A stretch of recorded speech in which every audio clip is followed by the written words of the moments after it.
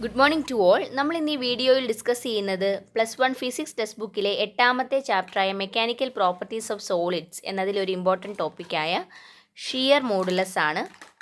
അല്ലെങ്കിൽ ഇതിന് മറ്റൊരു പേര് പറയും rigidity modulus. Shear modulus or rigidity modulus എന്ന് വിളിക്കും. ഡിനോട്ട് ചെയ്യുന്ന ലെറ്റർ ജി. ചില ടെക്സ്റ്റ് ബുക്കുകളിലൊക്കെ എൻ ഉപയോഗിച്ചുകൊണ്ടും റെപ്രസെൻ്റ് ചെയ്യുന്നുണ്ട്. നമ്മുടെ NCERT പുസ്തകത്തിൽ ജി ഉപയോഗിച്ചുകൊണ്ടാണ് റെപ്രസെൻ്റ് ചെയ്തിരിക്കുന്നത്. ഇവിടെ നമ്മൾ ഇതിനു വേണ്ടി നോക്കുന്നത് ഒരു പ്ലെയിൻ ആയിട്ടുള്ളൊരു സർഫസ്. ആ സർഫസിൽ നമ്മളൊരു സ്പോഞ്ച് ഒരു ബ്ലോക്ക് വെച്ചിരിക്കുവാണെന്ന് കരുതുക. എന്നിട്ട് ഈ സർഫസിലേക്ക് ടാൻജൻഷ്യൽ ആയിട്ടൊരു ഫോഴ്സ് അപ്ലൈ ചെയ്യുന്നു.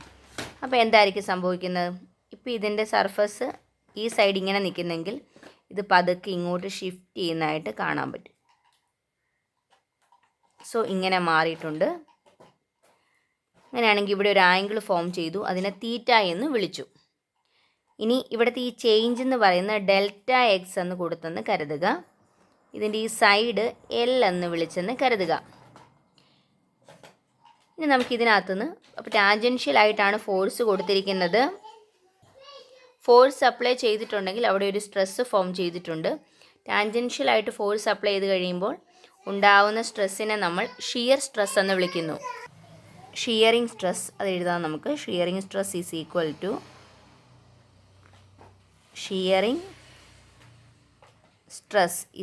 ഇക്വേഷൻ എന്ത് തന്നെ വരും? F/A എന്ന് തന്നെ കിട്ടി. കൊടുക്കുന്ന ഫോഴ്സ് ടാൻജൻഷ്യലായിട്ട് കൊടുക്കുന്നു, F ആണെന്ന് പറഞ്ഞു. അങ്ങനെയാണെങ്കിൽ എന്ത് സംഭവിക്കുന്നുണ്ട്? ഇവിടെ ചേഞ്ച് ഉണ്ടാവുന്നുണ്ട്. എന്തിനാണെന്ന് നോക്കാം. അതിന് മുന്നിലായിട്ട് അപ്പോൾ ഇവിടെ ഉണ്ടാകുന്ന സ്ട്രെയിനെ നമ്മൾ ഷിയറിംഗ് സ്ട്രെയിൻ എന്ന് വിളിക്കുന്നു. Shearing strain is equal to കണ്ടുപിടിക്കുന്ന ഇങ്ങനെയാണ്.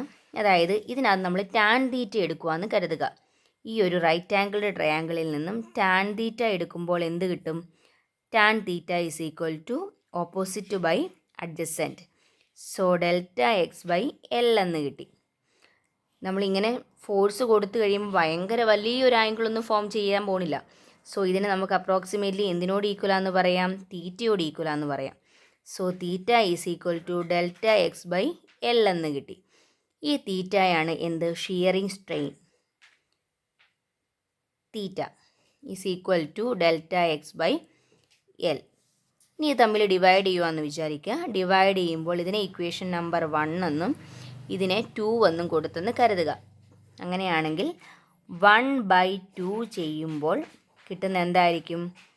Shearing stress by shearing strain എന്ന് കിട്ടും. Shearing stress by shearing strain. ഇതിനെ വിളിക്കുന്ന പേരാണ് shear modulus or rigidity modulus. G വെച്ച് റെപ്രസെൻ്റ് ചെയ്യും. So G is equal to shearing stress by shearing strain which is equal to എന്ത് വരും? F/A whole divided by ഒന്നെങ്കിൽ Δx/L എന്ന് കൊടുക്കാം, അല്ലെങ്കിൽ തീറ്റ എന്ന് കൊടുക്കാം. നമുക്ക് ആദ്യം ഒന്ന് Δx/L കൊടുത്തേക്കാം. Is equal to F/A into എന്ത് വരും? റെസിപ്രോക്കൽ വെച്ച് മൾട്ടിപ്ലൈ ചെയ്യുന്നു, അല്ലെങ്കിൽ ഇവിടെ വെച്ച് തന്നെ തീറ്റയായിട്ട് അങ്ങോട്ട് കൺവേർട്ട് ചെയ്യുക. അപ്പോൾ എന്ത് വന്നു? ഡിവൈഡ് ബൈ തീറ്റ എന്ന് കിട്ടി. ഈസ് ഈക്വൽ ടു എന്തെന്ന് വരും? F/A റെസിപ്രോക്കൽ കൊണ്ട് മൾട്ടിപ്ലൈ ചെയ്യുക എന്ന് പറഞ്ഞതിന് അർത്ഥം എന്താണ്? ഇവിടെ തീറ്റ എഴുതിയതിനർത്ഥം ഇതിൻ്റെ താഴെ 1 ഉണ്ടെന്നാണ്. സോ അതിൻ്റെ റെസിപ്രോക്കൽ എന്ന് പറഞ്ഞാൽ 1/θ എന്ന് കിട്ടി. അതായത് F/A തീറ്റ. അതാണ് റിജിഡിറ്റി മോഡുലസിൻ്റെ ഇക്വേഷൻ. F/A തീറ്റ.